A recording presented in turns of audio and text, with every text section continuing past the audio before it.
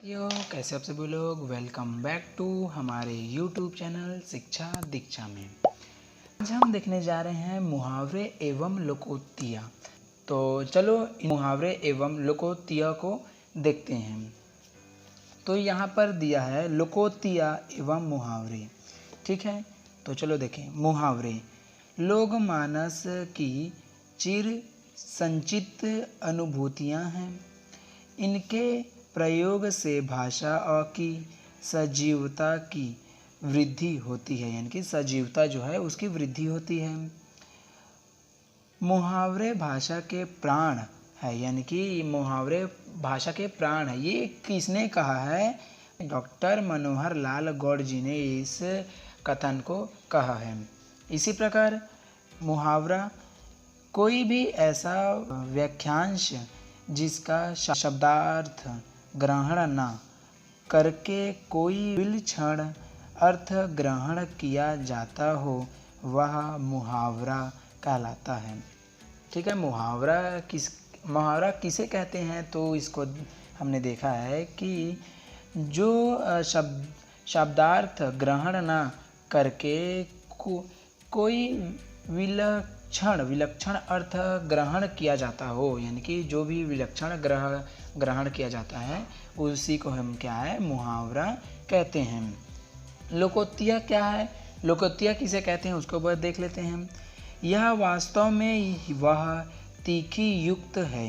क्या है? वास्तव में वह तीखी युक्त है जो श्रोता के हृदय पर सीधा प्रभाव डालती है। श्रोता यानी कि जो श्रोता है, जो पढ़ने वाला व्यक्ति है, उनके हृदय में क्या है, सीधा प्रभाव डालती है।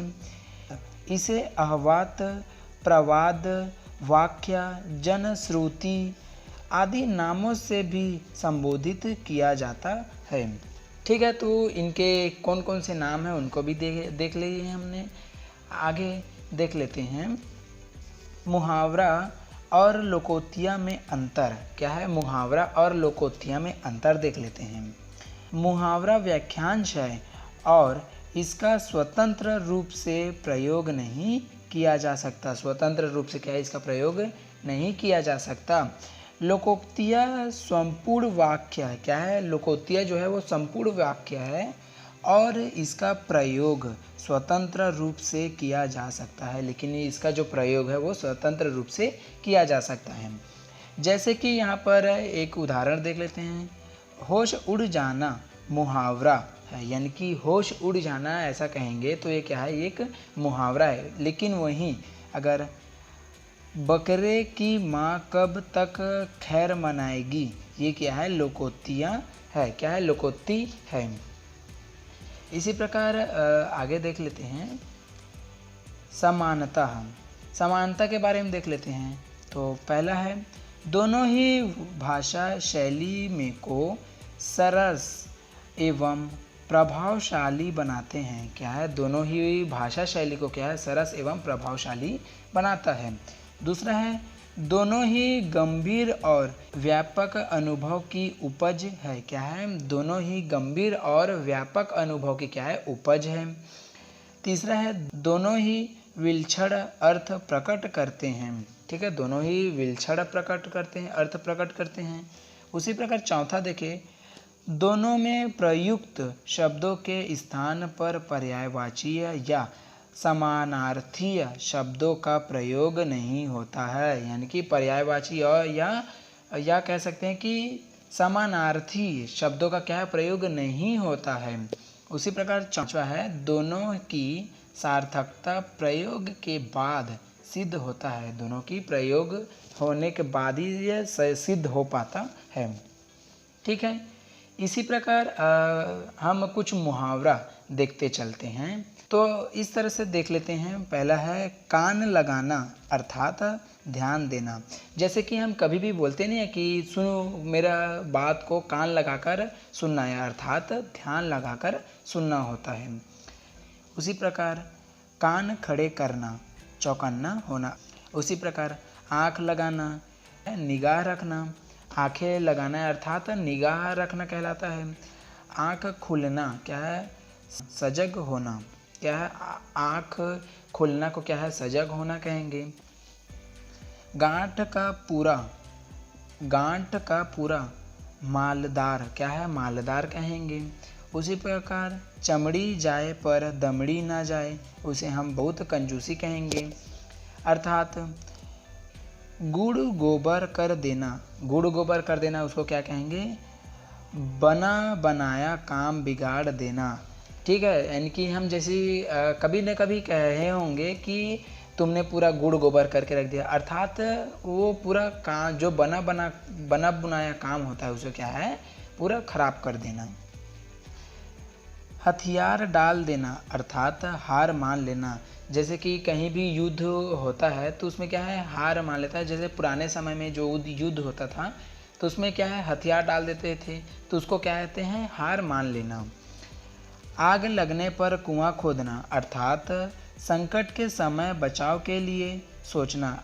जैसे कि ये नया है कि आग लगाने पर क्या है, कुआं खोदना, तो संकट के समय क्या है, बचाव के लिए सोचना।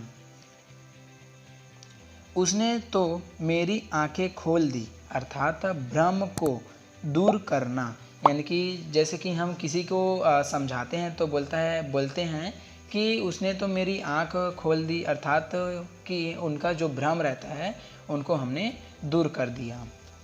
बोए पेड़ बबूल का आम कहाँ से होए, अर्थात जैसा कर्म करेंगे वैसा फल मिलेगा।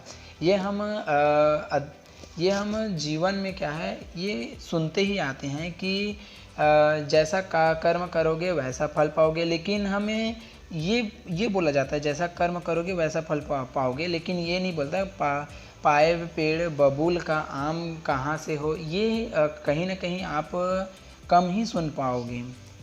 आगे देखे थे, लाभ ही लाभ, अर्थात पांचों उंगलियां घी में। उसी प्रकार आगे देख लेते हैं, स्वावलंबी होना, अर्थात पैरों पर खड़ा होना। स्वावलंबी होना अर्थात पैरों पर खड़ा होना। ठीक है, उसी प्रकार के देखें, आसमान फट जाना इसका अर्थात होता है अचानक आफत आ पड़ना, यानी कि आफत आ पड़ना। अचानक क्या है, आफत आ पड़ना, ये होता है। आगे देखते हैं, यहाँ पर आगे में है, सावन हरे ना भादो सूखे, अर्थात सदा एक समान, अर्थात सदा एक समान। ऐसे तो हम कुछ कुछ को ही देखते चलेंगे, सब हमारे लिए इम्पोर्टेंट तो नहीं है, लेकिन हाँ कुछ कुछ हमारे लिए इम्पोर्टेंट हैं। तो जैसे कि शोक करना, क्या, सिर पीटना, और उंगली उठाना, दोष की ओर संकेत करना, मुँह की खाना, हार जाना। और इसी प्रकार आप देख लीजिए, क्योंकि मैं सबको अगर बताते चलूँगा तो क्या है, वीडियो जो है बहुत लंबी हो जाएगी। ठीक है, तो आप देख सकते हो, अंडे सेना, घर में बेकार बैठना। जैसे कि कोई घर में कुछ काम ना करता हो और घर में बैठा रहता है तो उसको ये बोलते हैं कि आप घर में बैठे हो, बेकार बैठे हो, तो अंडे सेना हो कहते हैं उसे। उसी प्रकार नीचे देख सकते हैं यहाँ पर, धूल झोंकना, अर्थात धोखा देना। ठीक है, शेर को सवा शेर, अर्थात शेर को सवा शेर, इसका क्या होगा, एक से बढ़कर दूसरे।